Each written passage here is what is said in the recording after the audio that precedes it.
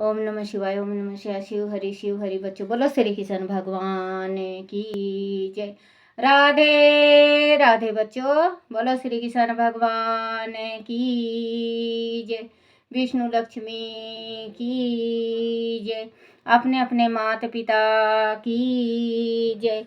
अपने अपने गुरुदेव महाराज की जय। भागवत पुराण की जय। भागवत पुराण में 16वां अध्याय, चित्रकेतु को पुत्र के जीवन जीवा जीवात्मा और संरक्षण देव का दर्शन। श्री सुखदेव जी ने कहा, परीक्षित, उसके बाद देव ऋषि नारद ने मृत्यु राजकुमार के श्री के जीवा आत्मा को शोक कुल राजा और रानी के सामने बुलाया और कहा, हे जीव आत्मा, तुम्हारा कल्याण हो। देखो, तुम्हारे माता पिता सुह हृदय संबंधी तुम्हारे वियोग में अत्यंत शोककुल हो रहे हैं। इसीलिए तुम अपने शरीर में आ जाओ और शेष आयु अपने सगे संबंधियों के ही साथ रहकर व्यतीत करो।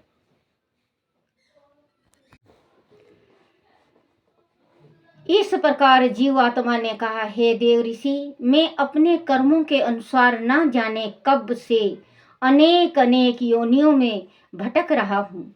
उनमें किस जन्म में यह मेरे माता पिता हुए, मुझे कुछ भी याद नहीं है। सभी जन्मों में अलग अलग माता पिता और संबंधी रहते हैं। उनका यह संबंध तभी तक रहता है जब तक वह उस योनि में रहता है। जब तक वह जिस शरीर में रहता है उसे ही अपना समझता है, ये उसे शरीर से जाते ही उसका मोह उस शरीर से समाप्त हो जाता है। बच्चों, ये कह रहे हैं कि जब तक शरीर में, जैसे कि हम हैं, हमारे बच्चे के साथ हैं, तो हमें अपनापन है। अगर हमारे शरीर से आत्मा निकल जाती है तो अपनापन खत्म हो जाता है। जब ही कहते हैं बच्चों, कोई जैसे बीच में मृत्यु किसी की हो जाती है और वो प्रेत बन जाता है, तो अपने सबसे पहले अपनों को ही तंग करता है। आप ये आजमा के देख लेना, क्योंकि सबसे पहले अपनों को ही तंग करेगा वो। क्योंकि मरने के बाद कोई मीत किसी का नहीं होता, अपना नहीं होता कोई भी। तो बच्चों, वही कह रहे हैं कि मेरे जीते जी में इनका बच्चा था।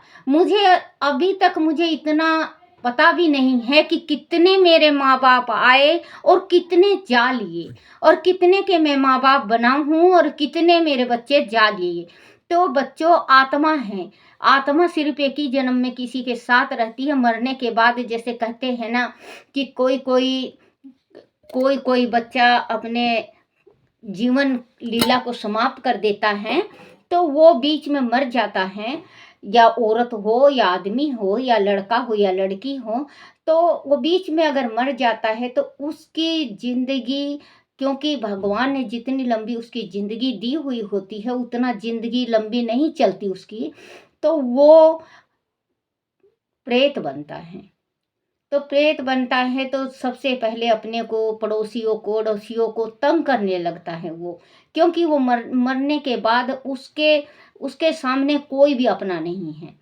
उसको यही नहीं लगता कि ये हमारे अपने हैं। हम कहते हैं ना, जैसे एक ब्राह्मण था बच्चों, एक ब्राह्मण था, उसके साथ हुए, जैसे ही बच्चा से ब्राह्मण पूछता, बच्चे तुम ये बताओ कि तुम्हारा मैंने खा रखा है या मेरा तुमने।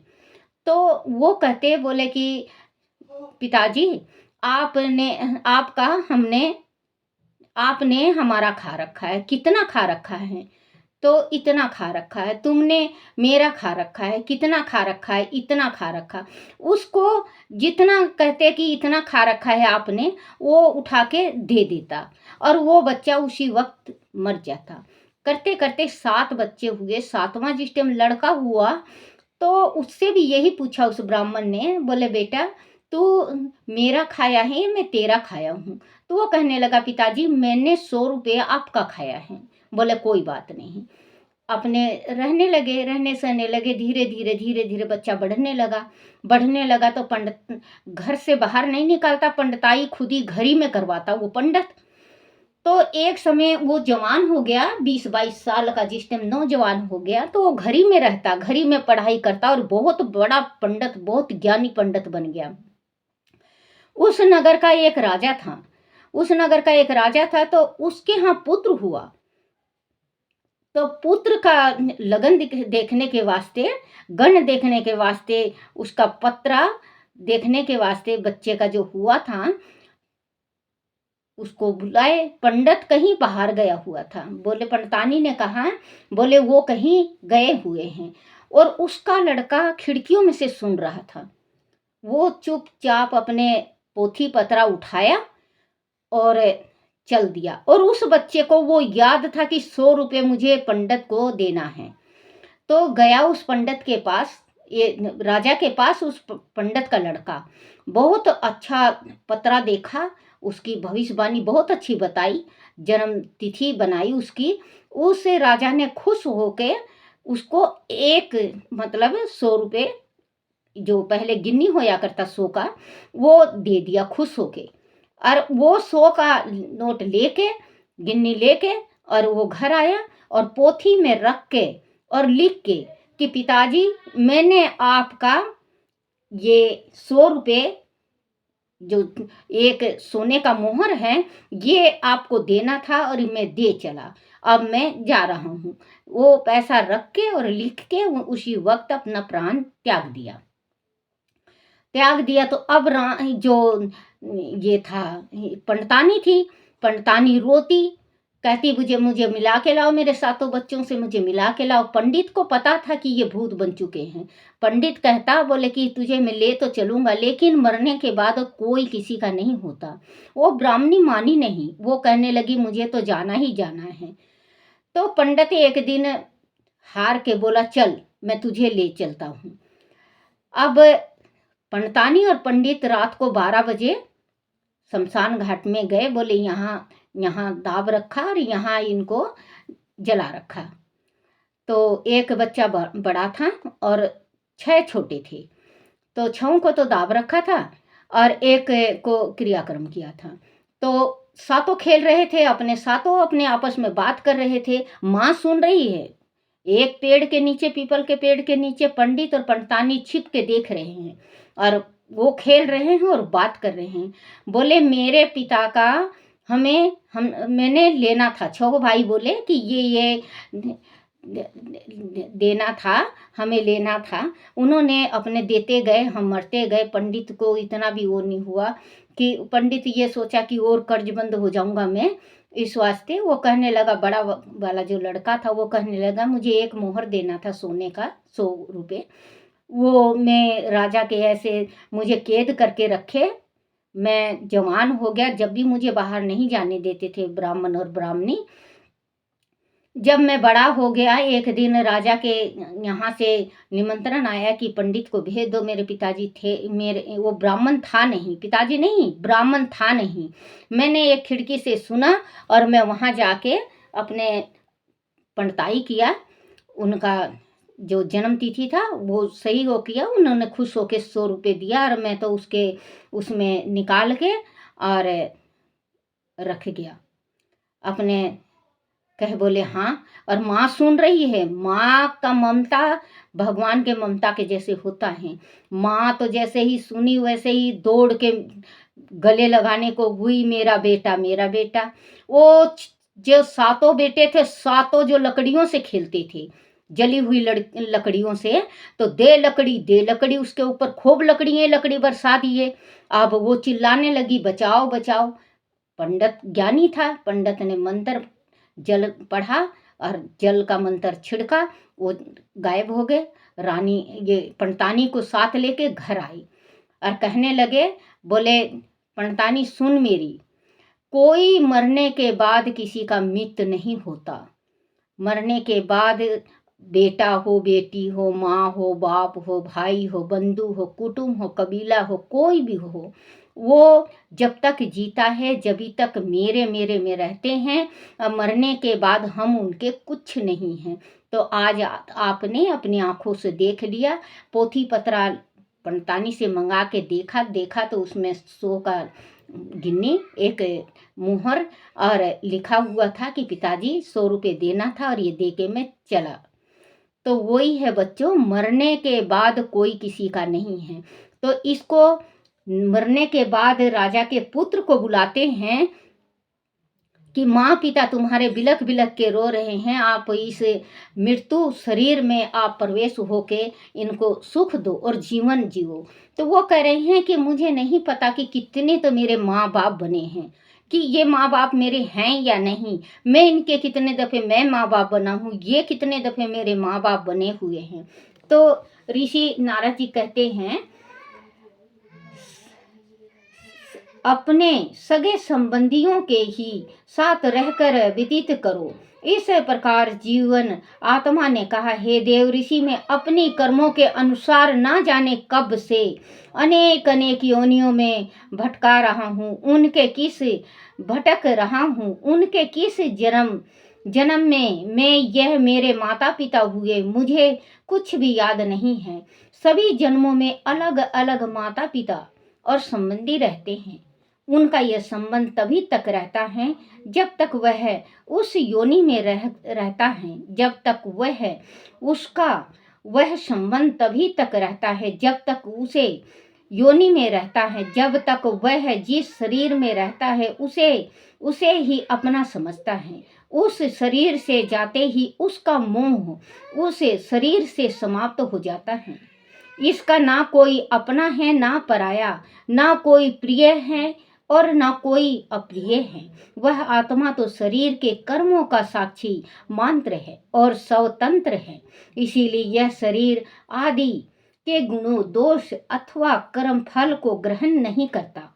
सदैव ही उदासीन भाव से वह रहता है। अंत अब मुझे इस शरीर से कोई मोह नहीं है। मेरी यात्रा आरंभ हो चुकी है और मुझे आगे जाना है। राजन, ऐसा कहकर वह जीव आत्मा वहां से चला गया। उसकी बात सुनकर वह उपस्थित सभी लोग मत होकर एक दूसरे का मुख देखने लगे। उनका शोक समाप्त हो गया। उनके बाद उस मृत्यु बालक को ले जाकर उसका अथोय श्रेष्ठ संस्कार कर दिया गया। जिसे सोत ने उस बच्चे को विष दिया था, वह बाल हत्या के अपराध के कारण श्रीहीन हो गई। उसने यमुना तट पर जाकर ब्राह्मणों के आदेश अनुसार बाल हत्या के पाप का प्रायश्चित किया। चित्रकेतु को भी संसार की क्षण भंगुरता का ज्ञात हो गया था। इसीलिए उसने भी घर बार राजपाट छोड़ दिया और यमुना से स्नान करके धार्मिक क्रियाएं की। उनके बाद उसने मौन रहकर देव ऋषि नारद और महर्षि अंगिरा के चरणों की वंदना की। उन्होंने प्रसन्न होकर उसे ज्ञान का उपदेश दिया। देव ऋषि नारद ने कहा, हे ओकार स्वरूप व वासुदेव, आप संग्रहण रूप में चिंत बुद्धि मन और अहंकार के अधिष्ठाता हैं। मैं आपके इस चतुर विभु रूप को बार बार नमन करता हूँ। आप विशुद्ध विज्ञान स्वरूप हैं। आप परमानंद के मूर्ति रूप हैं। आप परम शांत और निर्विकार हैं। आप समस्त इंद्रियों के प्रेरक परम महान और विराट स्वरूप हैं। मैं आपको नमन करता हूँ। हे प्रभु, आप सर्वश्रेष्ठ हैं। आप द्राष्ट हैं, सच्ची नंद स्वरूप हैं। मैं आपको बार बार नमन करता हूँ। राजन, इस प्रकार देव ऋषि नारद और महर्षि अंगिरा चित्रकेतु को ज्ञान का उपदेश देकर ब्रह्मलोक को चले गए। राजा चित्रकेतु ने 7 दिन तक केवल जल पीकर एक ग्रह मन से भगवान की स्तुति की। उस स्तुति से राजा चित्रकेतु को विद्याधरों का अखंड आदि आदि आधिपत्य प्राप्त हो गया। कुछ ही दिनों में इस विद्या के प्रभाव से उनका मन शुद्ध हो गया और वह देव भगवान शेष जी के चरणों के समीप पहुंच गए। उन्होंने देखा कि भगवान शेष जी सिद्धेश्वरों के मंडल के मध्य विराजमान हैं। उन्होंने देखा कि भगवान शेष जी सिद्धेश्वर के मंडल के मध्य विराजमान हैं। भगवान शेष के दर्शन करते ही राजा चित्रकेतु के सारे पाप नष्ट हो गए और उनका अंतःकरण शुद्ध हो निर्मल हो गया। हृदय से भक्ति भाव उमड़ आया और नेत्रों से प्रेम के आंसू छलकने लगे। शरीर का रोम रोम खिल उठा और उन्होंने अपने शेष को नमस्कार किया और उनकी पूर्ण भक्ति भाव से स्तुति की। राजा चित्रकेतु ने कहा, हे राजित जितेंद्रिया एवं समादर्शी साधुओं ने आपको जीत लिया है। आपने भी उन्हें अपने वश में कर लिया है। आप धन्य हैं। जो भी निष्काम भाव से आपकी उपासना करता है उन पर आप अपनी कृपा करते हैं। आप ही इस जगत के जन्मदाता पालनकर्ता और संहारक हैं। ब्रह्मादि भी आपके अंश हैं। फिर भी वह पृथक रूप से अपना कार्य संपन्न करते हैं। सूक्ष्म से सूक्ष्म परमाणु और विशाल से विशाल पदार्थों और जीवन में आप ही विराजमान हैं। फिर भी आप उनके आदि मध्य और अंत से रहित स्वतंत्र हैं। हे प्रभु, यह ब्राह्मण कोश जो पृथ्वी आदि एक से एक दो गुने 7 आवरणों से घिरा है और अपने ही समान ऐसे दूसरे करोड़ों ब्राह्मणों के सहित आप में एक परमाणु के समान घूमता रहता है। फिर भी उसे आपकी सीमा का पता नहीं है। इसीलिए ज्ञानी आपको अनंत कहते हैं। हे परमात्मा, आप ज्ञान स्वरूप और निर्गुण अपने जिस भागवत धर्म का निरूपण किया है वह कभी परमार्थ मार्ग से विचलित नहीं होता। आपके दर्शन मात्र से ही मनुष्य के सारे पाप क्षीण हो जाते हैं। आपके नाम के प्रभाव से चंडाल और नीच व्यक्ति भी इस संसार चक्र से मुक्त हो जाता है। आप ही संपूर्ण जगत के आत्मा हैं। इस संसार में प्राणी जो कुछ भी करते हैं उसे आप ही संपूर्ण जगत के आत्मा हैं। इस संसार में प्राणी जो कुछ भी करता है उसे आप तत्काल जान जाते हैं। आपका स्वरूप अत्यंत शुद्ध है। मैं आपको नमन करता हूँ। चित्रकेतु की स्तुति से प्रसन्न होकर भगवान शेष ने कहा, हे राजन, देव ऋषि नारद और ऋषि अंगिरा ने तुम्हें जो उपदेश दिया है उसके द्वारा तथा मेरे दर्शन से तुम पूरी तरह सिद्ध हो चुके हो। मैं ही जगत की आत्मा हूँ। वह जगत मेरे द्वारा ही कल्पित है और सपनवत है। सोया हुआ पुरुष जिसकी सहायता से अपनी निद्रा और उसके अतीन्द्रिय सुख का अनुभव करता है वह ब्रह्म मैं ही हूँ। उसे तुम अपनी आत्मा समझो। पुरुष निद्रा और जागृत दोनों ही अवस्थाओं का अनुभव मेरे द्वारा ही करता है।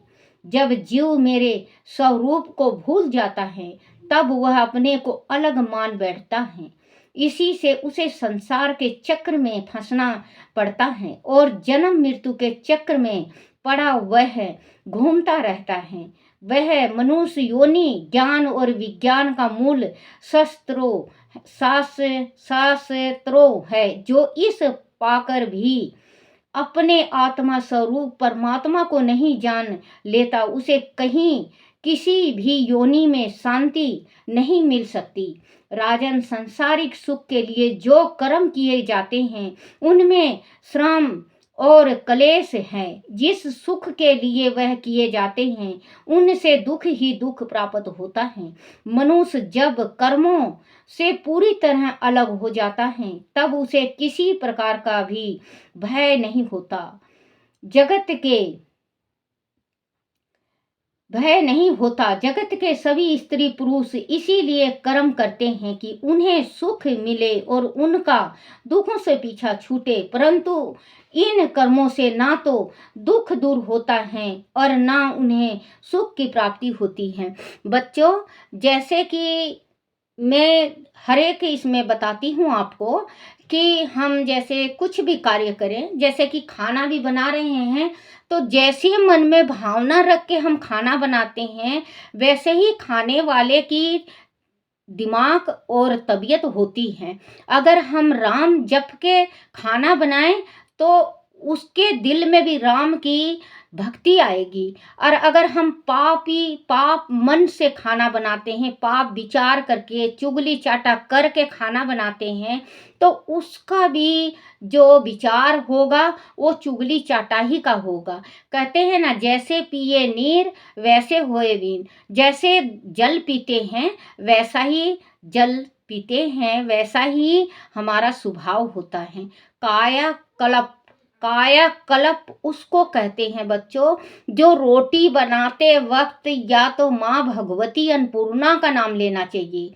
जिस टाइम हम रोटी बनाएं तो माँ भगवती अन्नपूर्णा का नाम लेना चाहिए, जो कि तन मन खून शरीर में हड्डी मांस में जो जाता है, तो माँ का आशीर्वाद।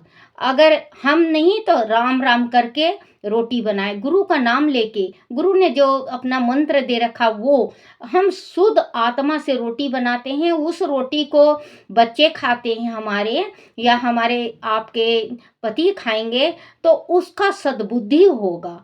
सद्बुद्धि होने से वो काम ठीक ठीक करेगा, उसके घर में माँ लक्ष्मी का वास होता है।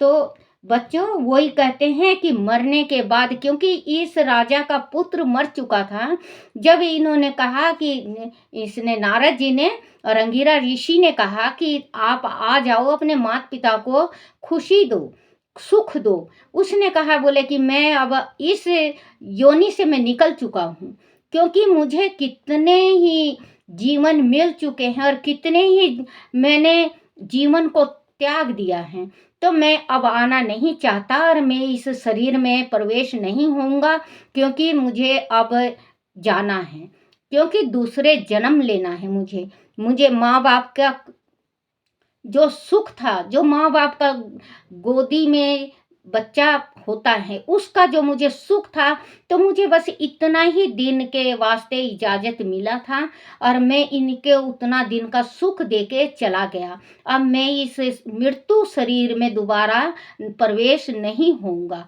तो बच्चों, वही कहते हैं कि जिस टाइम इंसान जीता रहता है तो ये शरीर है हमारा। मरने के बाद अगर हम मर जाएंगे बेटा, मरने के बाद जो आत्मा है तो दोबारा आत्मा घुसती नहीं है, क्योंकि उसको नफरत हो जाता है इस शरीर से। आत्मा भगवान, आत्मा सो परमात्मा कहते हैं ना, आत्मा सो परमात्मा। जब तक आत्मा नहीं निकली है, जब तक हम अपने शरीर को चला रहे हैं और इस शरीर को ये आत्मा प्यार कर रहा है, क्योंकि आत्मा है बिल्कुल शांत। आत्मा बिल्कुल शांत स्वभाव का है, जो इसमें छल बल नहीं होता।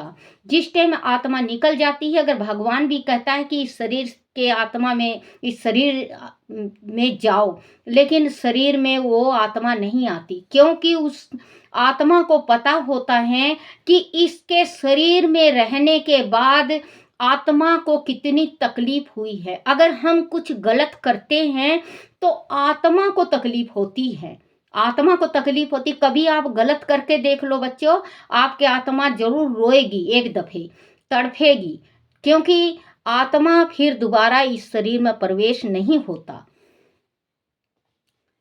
दुखों से पीछा छूटे, परंतु इन कर्मों से ना तो दुख दूर होता है और ना उन्हें सुख की प्राप्ति होती है। जो लोग योग मार्ग का तत्व समझने में चतुर हैं, उनको भली भांति समझ लेना चाहिए कि जीवन का सबसे बड़ा अर्थ और परमार्थ केवल इतना ही है कि वह ब्रह्म और आत्मा की एकता को अनुभव कर ले।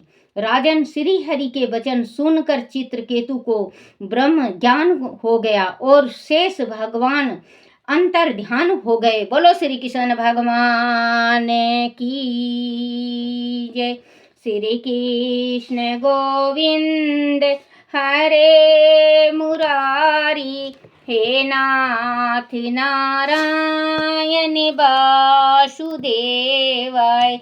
श्री कृष्ण गोविंद हरे मुरारी, हे नाथ नारायण वासुदेवाय। हे नाथ नारायण वासुदेवाय, हे नाथ नारायण वासुदेवाय। बोलो श्री कृष्ण भगवान की जय। अपने अपने माता पिता की जय, अपने अपने गुरुदेव महाराज की जय, छोटे छे लड्डू गोपाल की जय, भागवत पुराण की जय।